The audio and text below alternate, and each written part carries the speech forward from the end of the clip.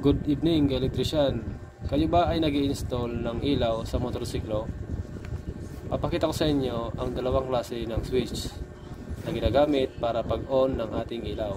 Itong isa ay mas kilala sa dominant switch at itong isa ay mas kilala sa hollow switch. Ito ay may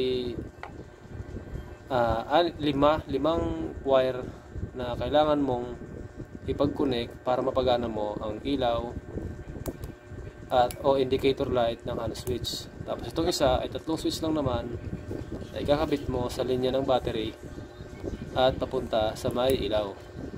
So una, itong hollow switch. Napakita ko sa inyo ang label niya.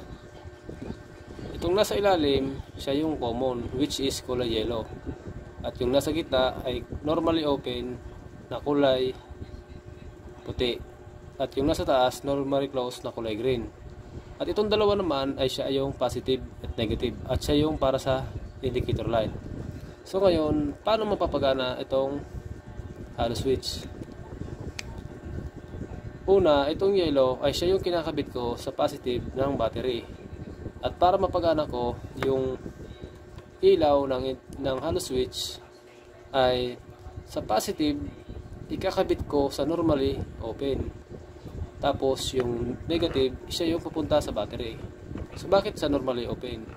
Kasi once na sinwitch on mo yung hollow switch, ganyan, nakalubog, saka palang gagana yung indicator light. So kapag sa kulay green naman or normally close, ito. Once na kinonek mo na yung power supply, common, tapos negative sa battery, iilaw na kagad siya. Saka lang siya mamamatay pag nakalubog yung ganito. Yan. Tapos ito naman, tatlong wire lang siya. Ang common niya is yung kulay yellow. Ang high niya ay kulay itim at low niya ay kulay pula. So anong pinagkaiba nila? Itong isa, dominant switch, ay mataas ang amperahe kung saan kaya niya mag-operate hanggang 10 ampere. Tapos itong isa naman ay 3 ampere lang. Kung kaya mas magagamit natin itong isang switch na kulay itim para sa gantong ilaw.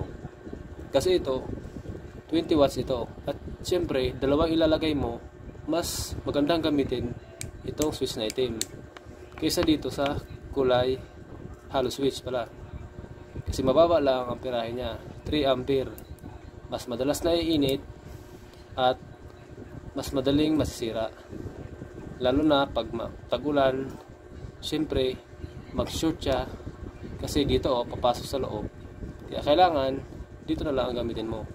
Mas magandang gamitin to is yung nakatago para at least matagal yung buhay niya.